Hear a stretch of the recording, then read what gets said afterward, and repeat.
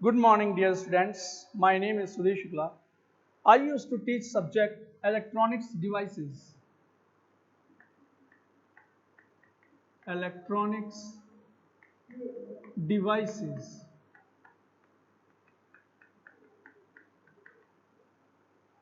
See, students, in our previous lectures, we have covered the topic effective mass of an electron.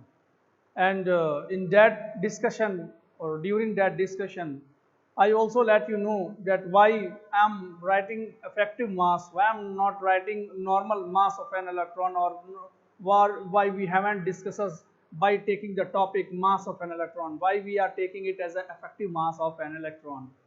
हमने discussion के दौरान ये अपने सब जो भी थे इनसे रिलेटेड वो फैक्ट्स मैंने आपको बताया, और मैंने उस दौरान आपको ये भी बताया कि जो इफेक्टिव मास है उसको हम सिंबलाइज्ड करते हैं m स्टार से।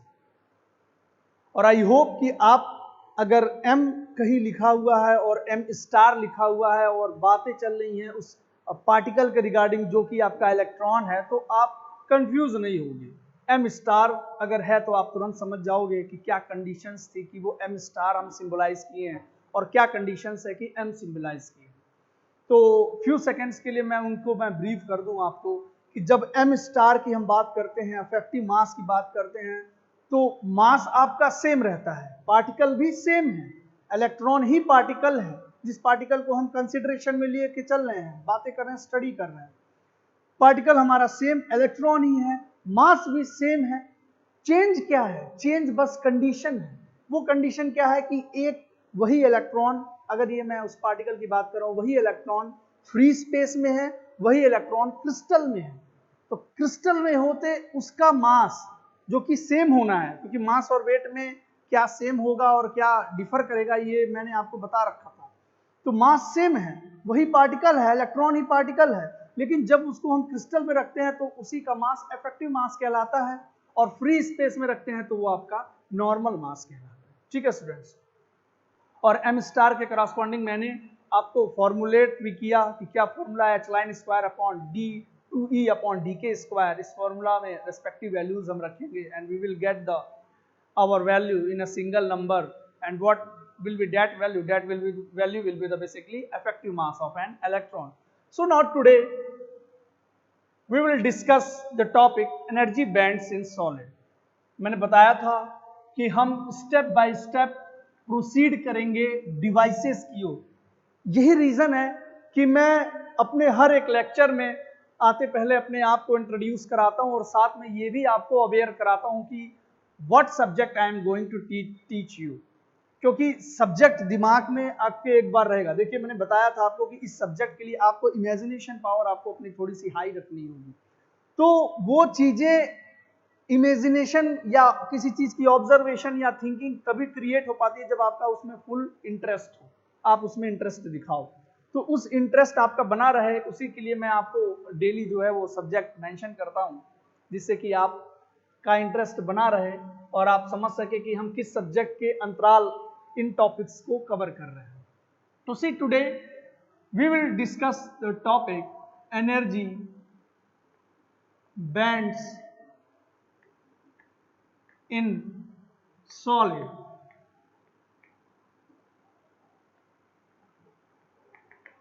Dear students, energy band solid, ये तीन टर्म है, I need not to explain you in. ठीक है, एनर्जी क्या है आपने पता है, बैंड किसको कहते हैं ये भी आपको पता है, लेकिन एनर्जी बैंड का सॉलिड के रूप में हमें पढ़ना, सॉलिड के फॉर्म में हमें पढ़ना, और जो कि हमारे इलेक्ट्रॉनिक डिवाइस सब्जेक्ट में आएगा तो आप समझ जाओगे थोड़े ही क्षणों में। You come to know that what is the actual meaning of energy bands in solid or how this energy bands formed in a solid.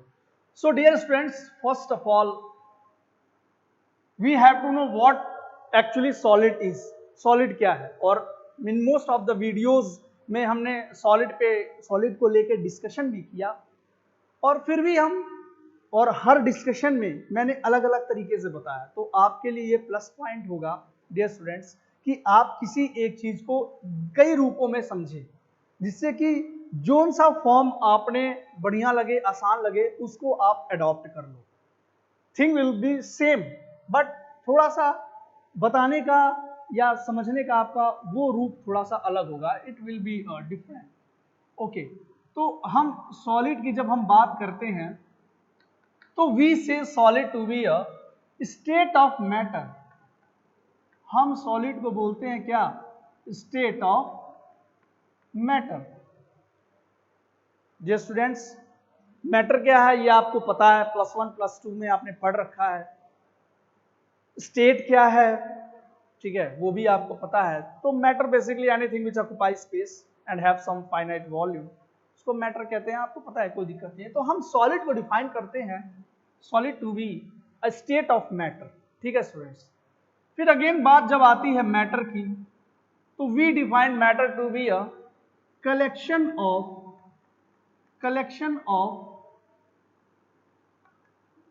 Atoms. हम मैटर को डिफाइन करते हैं as a collection of atoms. See students, again we define atoms. Atoms को define करते हैं क्योंकि मैंने बताया था what are the reason behind the failure of classical physics और क्लासिकल मैकेनिक्स। क्या रीजन थे? हम जब सॉलिड को मैक्रोस्कोपिक लेवल पे देखते थे, then okay, our physics, our laws, our phenomena was okay, but when we go inside that object or when we are seeing that object at a microscopic level, there we are in need of quantum mechanics, और उन्हीं पड़ाव पे हैं हम।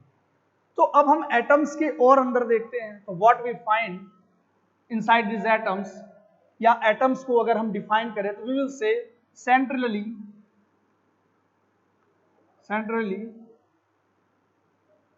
positive charged nucleus and negatively charged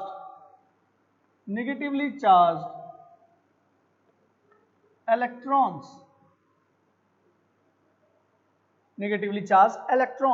ठीक है students. देखिए ये स्टेप्स एक के बाद एक, आपने पहले सॉलिड को देखा, सॉलिड आपने देखा, इस चौक को देखा, चौक आपने देखा तुरंत।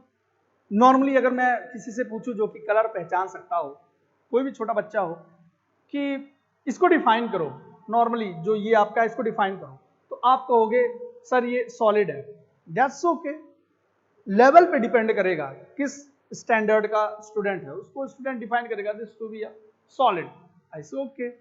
फिर कुछ इसको डिफाइन करेंगे sir this is off white colour का है, नो डाउट ओके। तो उसी तरह और भी जिस तरीके से डिफाइन करते हैं उसी को हम स्टेप बाय स्टेप में देखते हैं इस पार्टिकल को डिफाइन करने में, सॉलिड को डिफाइन करने में। इस सॉलिड को हम कहते हैं this is nothing but the state of matter. State of matter है, मैटर के स्टेट सॉलिड लिक्विड गैस, उनमें से एक है आपका सॉलिड। फिर मैटर को डिफाइन करते हैं this is nothing but the collection of atoms.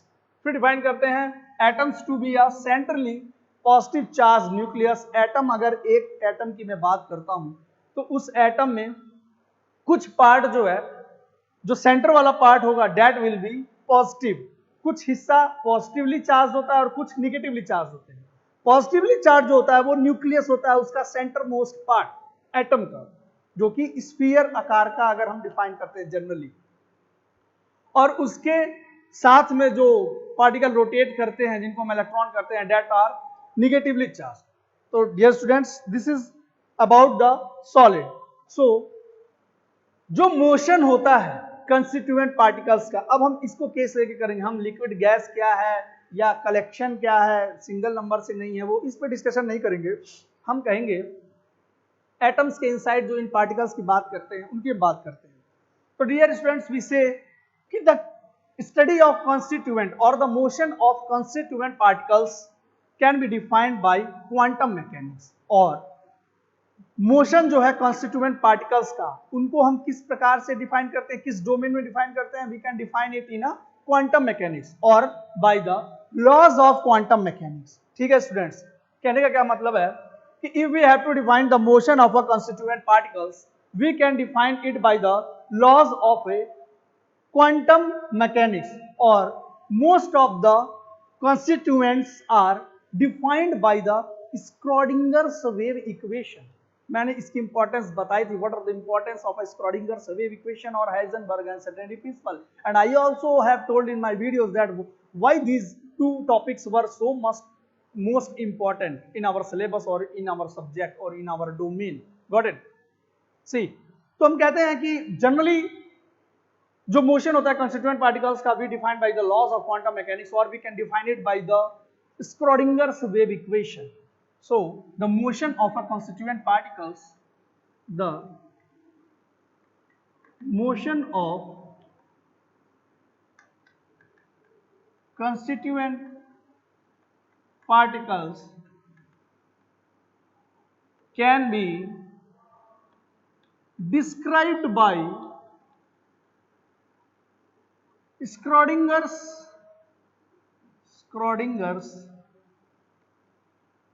wave equation. See students, मैंने स्क्रॉडिंगर्स वेव इक्वेशन में दो तरह से इक्वेशंस बताई थी, one time independent and one time dependent equation. And I hope कि आपको वो इक्वेशंस याद भी हो गए होंगे. How we are having that equations, अगर फिलहाल के लिए आपको ना याद आए, but still that equation should be in mind, final equation should be in your mind. And that equation is having two types, time dependent equation and time independent equation. So while writing or while you are seeing just that type of equation anywhere, whether in video lectures or in books or in somewhere in the notes, you come to know, you have to know that this equation is basically time dependent or time independent. ये हर जगह मैं आपको आऊंगा नहीं बताने कि ये देख लो ये time dependent है, ये देख लो ये time independent है. वो फाइनल इक्वेशन से while comparing you come to know that time dependent equation क्या है और टाइम इंडिपेंडेंट इक्वेशन क्या है. तो स्क्रॉडिंगर्स वेव इक्वेशन को मैं लिखता हूं कुछ इस प्रकार से, H psi is equals to E psi. अब you have not to be confused while seeing this equation. Sir आपने भी बताया कुछ सेकंड पहले कि time independent equation, time independent equation, वो तो ठीक था, मैंने नोट्स फटाफट पलटा और ये भी देख गया मैं समझ के कि हाँ टाइम डिपेंडेंट ही है, टाइम इंडिपेंडेंट ही है. लेकिन ये इक्वेशन सर तो आपने नहीं बताया. अब ये कौन सा आ गया जो कि टाइम पे डिपेंड भी नहीं कर रहा है, जो कि टाइम इंडिपेंडेंट कर रहा है. We are not able to जज. Dear students, in a few second I will let you know कि ये किस टाइप का इक्वेशन है. हम जनरली स्क्रॉडिंगर्स वेव को शॉर्ट वे में लिख सकते हैं H psi is equals to E psi. And dear students, you all know, पहले जो आप जानते हो उसको मैं बता दूं कि this sine is a wave function. कोई कंफ्यूजन नहीं है स्टूडेंट्स, एवरीथिंग इज ओके.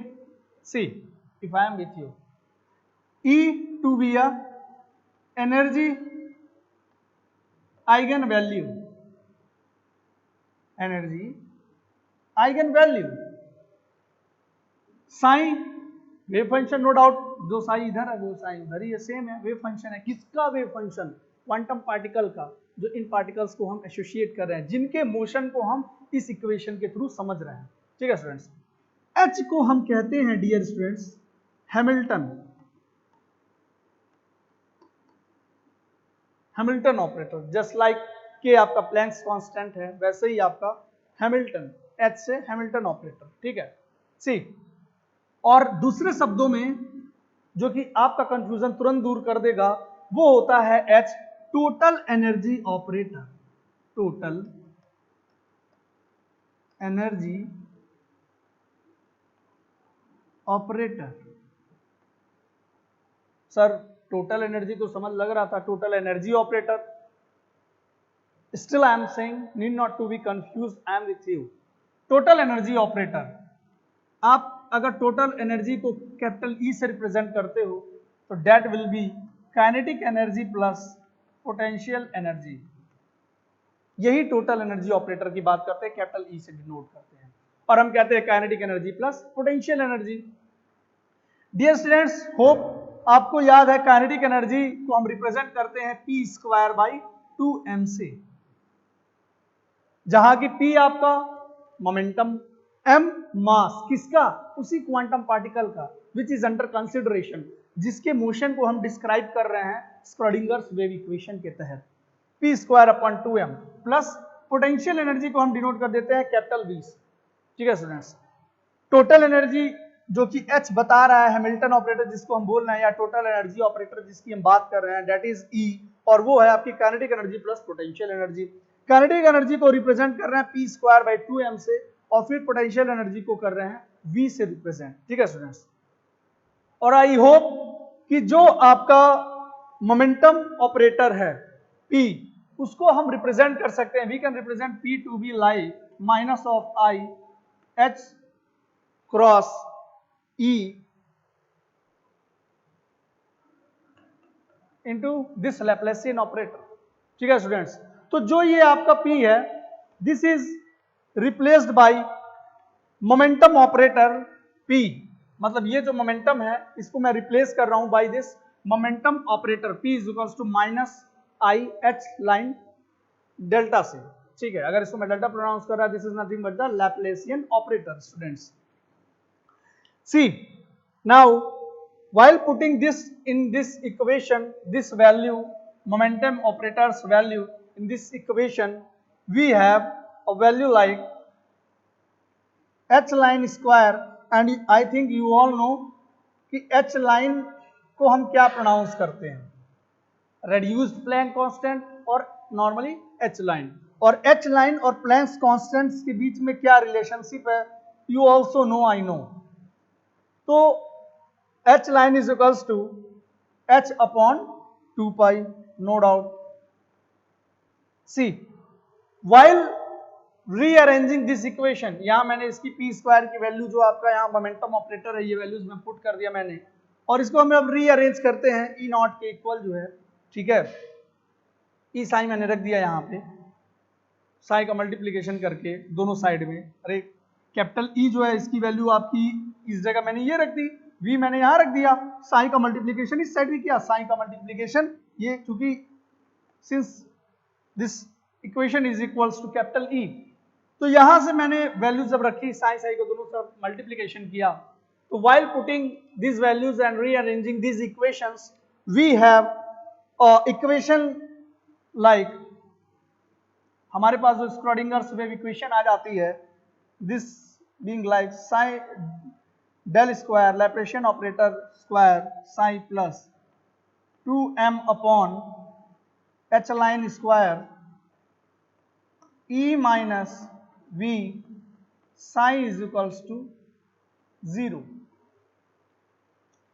अब आपने जब इसको देखा इस इक्वेशन को, तो I hope you come to know that what this basically equation is, this is nothing but the Schrodinger's wave equation. अब जब मैंने ये इक्वेशन लिखा था, इस दौरान you are little bit confuse while taking this equation, लेकिन जब आपके सामने ये इक्वेशन आ गई, तो अब आपने कहा हाँ सर अब मुझे याद आ गया, whether this is time dependent और time independent equation. Now see, हमारे पास कैपिटल E और कैपिटल V इक्वेशंस दे रखे हैं यहाँ पे, जिसमें कैपिटल E क्या है, टोटल एनर्जी है, और कैपिटल V जो है that is the potential energy. And I hope इस इक्वेशन से आपको ये भी पता लग जाएगा साइन क्या है, m क्या है, h लाइन क्या है, ये आपको पता है। ठीक है, कि for every values of V there will be E, हर एक पोटेंशियल एनर्जी की वैल्यूज के साथ आपके पास एक वैल्यू निकलती आएगी, वो किसकी वैल्यूज होगी, वो होगी टोटल एनर्जी की वैल्यू। मतलब यहां एक तरह से हम कह सकते हैं कि अगर V की हम डिफरेंट डिफरेंट वैल्यूज रखते हैं, इफ वी आर टेकिंग और putting the values for potential energy V, तो हमारे पास डिफरेंट डिफरेंट वैल्यूज आएंगी किसके करस्पॉन्डिंग, एनर्जी के करस्पॉन्डिंग। ठीक है डियर स्टूडेंट्स, नाउ ये इक्वेशन आपको याद रखनी है, इस इक्वेशन को आप याद रखोगे। Sir h psi equals to e psi, sir बहुत टफ है, I can't remember, that will be acceptable, adoptable. ठीक है, कोई दिक्कत नहीं है, लेकिन सर मुझे इससे ज्यादा हार्ड ये लग रहा है, इसको मैं भूल जाऊंगा, इसको याद नहीं रख पाऊंगा, कोई दिक्कत नहीं है, तब भी आप इसको याद रख के अगर ड्राइव कर सकिए तो ओके है, otherwise this will not be acceptable, इसको आपको याद रखना होगा, and how depends on you. ठीक है, अब देखिए, अब now I am taking or we will start a discussion for an isolated atom. Soon you will come to know कि हम इसके बाद इसको क्यों ले रहे हैं, इसके बाद इसके पे क्यों डिस्कशन कर रहे हैं, आपको अभी पता लग जाएगा कुछ क्षणों में। See now we will take और we will consider an isolated atom which is to be a hydrogen atom. ठीक है, मैं एक आइसोलेटेड एटम लेता हूं। लेट अस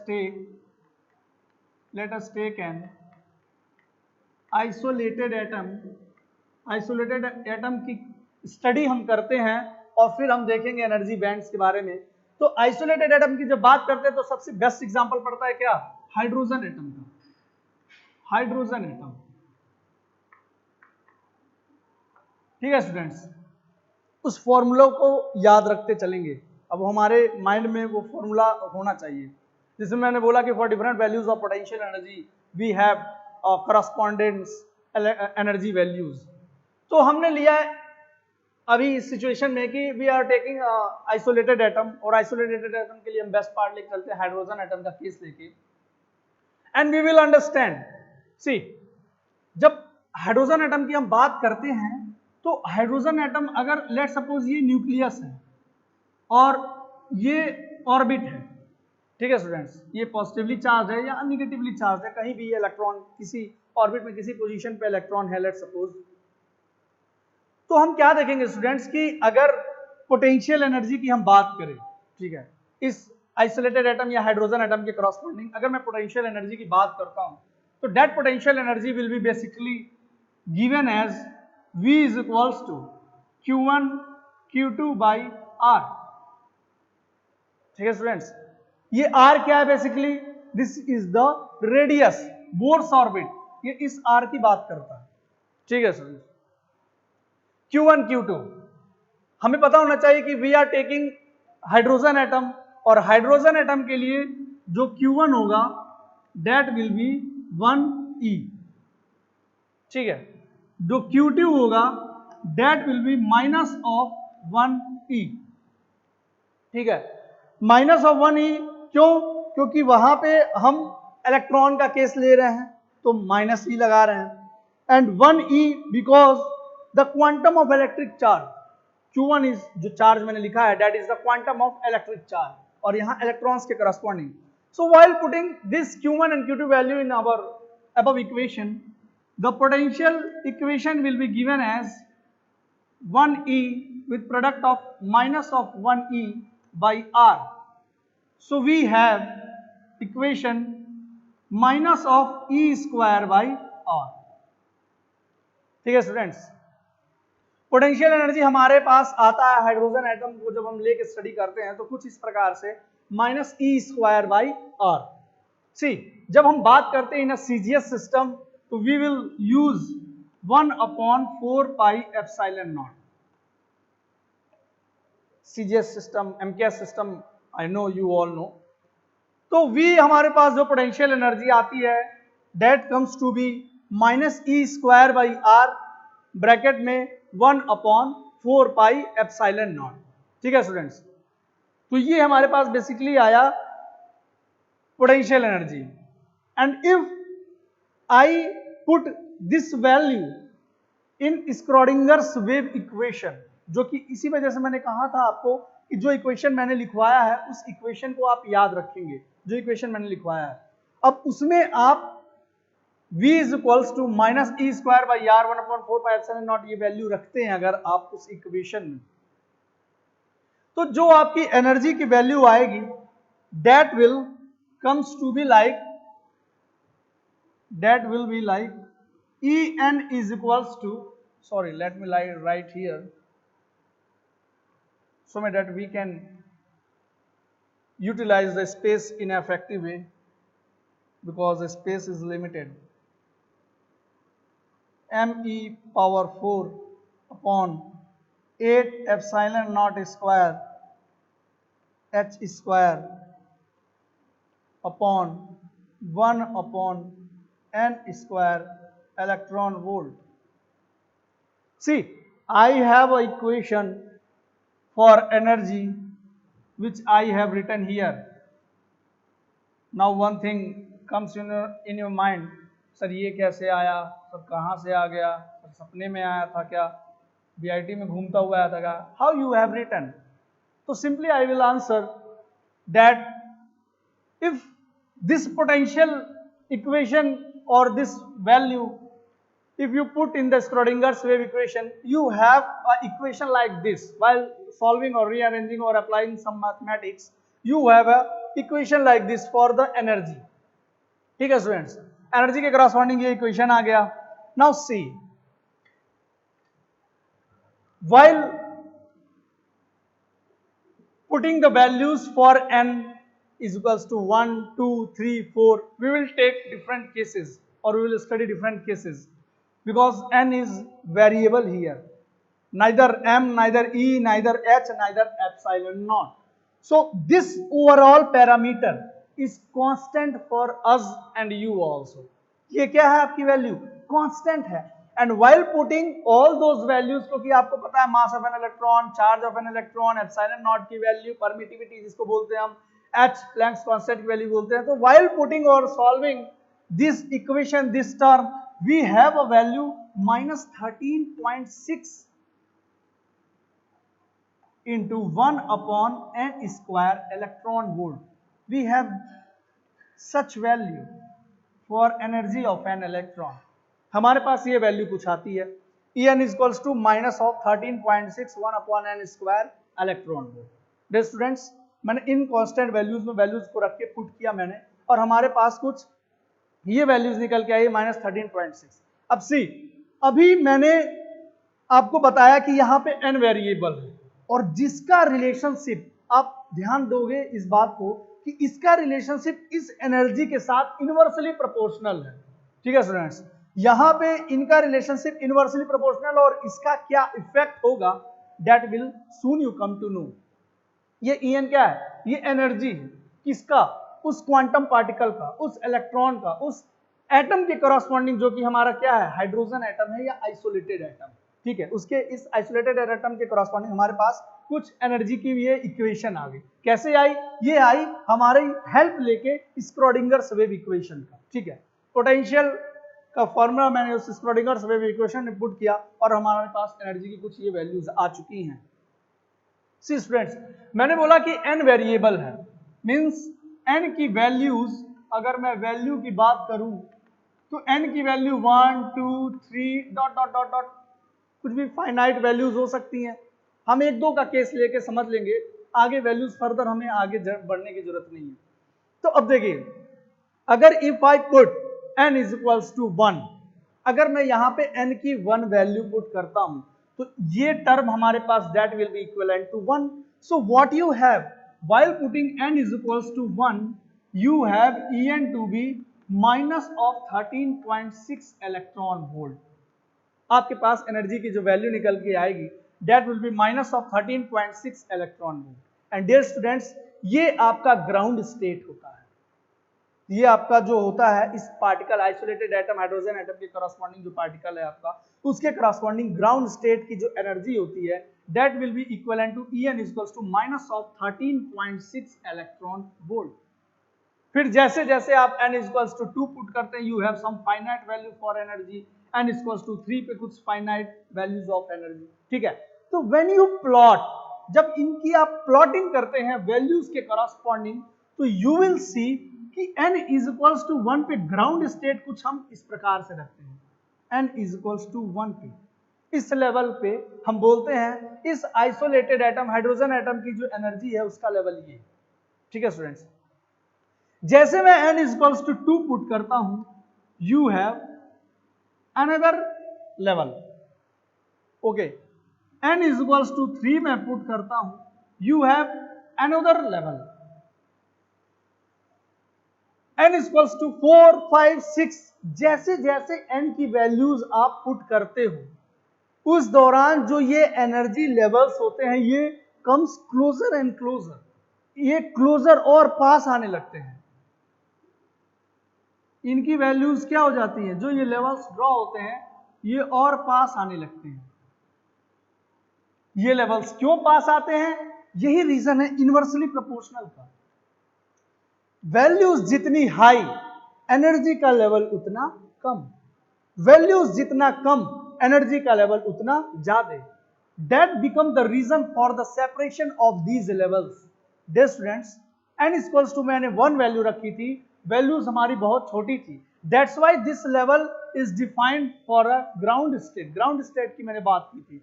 जैसे मैं वैल्यूज मैंने बढ़ाना स्टार्ट किया, उसी दौरान ये सेपरेशंस जो ये लेवल्स थे वो धीरे धीरे कंपैक्ट होने लगे। And since while n is having, जो मैंने यहाँ लेवल बनाया, ये क्लोजर एंड क्लोजर जो मैंने ड्रॉ किया है, ये वैल्यूज, ये लेवल्स बताते हैं कि यहाँ पे n की वैल्यूज बहुत ज्यादा है।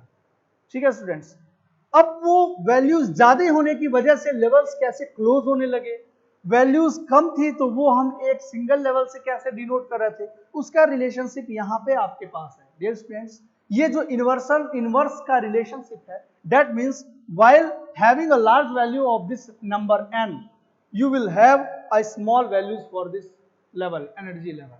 इनकी वैल्यूज जितना ज्यादा होंगी, लेवल्स उतना क्लोजर एंड क्लोजर होने लगेंगे, क्योंकि इनका रिलेशनशिप क्या है, आपका इनवर्स का रिलेशनशिप है। तो इससे हमें ये पता लगा, इन फैक्ट से हमें ये पता लगा कि आइसोलेटेड एटम के लिए जब हम एनर्जी लेवल्स की बात कर रहे हैं तो कहीं ना कहीं डिस्क्रीट एनर्जी लेवल्स आ रहे हैं। वो डिस्क्रीट एनर्जी लेवल्स क्यों आ रहे हैं, for different values of this n. तो किस प्रकार से ये एन और En में रिलेशनशिप आया है वो मैंने यहाँ पे आपको फॉर्मुलेट करके बता दिया। तो यहाँ पे आपने इन डायग्राम से आपको जो ये मैंने डिफरेंट एनर्जी के, देखिए ये जो है आपके डिफरेंट एनर्जी के लेवल्स हैं, और ये लेवल्स जो बेसिकली हैं उसको मैंने बताया आपको डिफरेंट एन की वैल्यूज को कंसिडर करते हुए। So dear students, if isolated atom should be described by Schrodinger's wave equation, so you can describe that isolated atom, for example hydrogen atom, by a different discrete energy levels, different discrete energy levels के through आप उनको define करोगे। तो यहाँ पे अभी इस situation पे, इस इंस्टेंट ऑफ टाइम तक हमें ये पता लग पाया कि किस प्रकार से आपके पास ये लेवल्स जनरेट हो रहे हैं। अब आगे हम फिर पढ़ेंगे कि किस प्रकार से इन लेवल्स की हेल्प से थ्रू हमारे पास बैंड जो हमारे पास आएगा, डिफरेंट जो जिन बैंड्स की बात करते हैं हम, वो बैंड्स हमें कैसे मिलेंगे for this material which is solid. ठीक है स्टूडेंट्स, तो आई होप जो मैंने आपको यहाँ पे बताया, समझाया, कंसिडर करते हुए जो भी जितना फैक्ट्स मैंने बताया आपको, I hope you come to understand all those things, and if you have any doubt regarding any of the steps, कोई भी steps के अकॉर्डिंग कि सर आप जब v की वैल्यू रखते हैं यहाँ तो क्यों माइनस लिख देते हैं, क्यों प्लस नहीं रखते हैं, e क्या डिनोट कर रहा है, या e स्क्वायर कैसे आ गया, सर मैं करता हूँ e इंटू ई तो मेरा स्क्वायर नहीं आता, आप करते हैं तो e स्क्वायर आ जाता है। जो भी जिस भी टर्म्स के रिगार्डिंग, पैरामीटर्स के रिगार्डिंग, स्टेप्स के रिगार्डिंग, इक्वेशंस के रिगार्डिंग, अगर आपके पास कोई भी डाउट है you can directly ask to me. Okay students, तो यहाँ तक हमें बेसिकली ये पता लग गया कि अगर हमें आइसोलेटेड एटम को डिस्क्राइब करना होगा यूजिंग स्क्रॉडिंगर्स वेव इक्वेशन, तो हमारे पास वो डिस्क्राइब हो पाएंगे किस फॉर्म में, डिस्क्रीट एनर्जी लेवल्स के फॉर्म में। तो आने वाले नेक्स्ट वीडियोज में हम आगे के जो है अभी इनके फैक्ट्स जो हैं we will cover. So for today this is all about, and I hope you come to understand. Thank you so much students. I hope also you will take care of yourself. Okay, thank you so much students.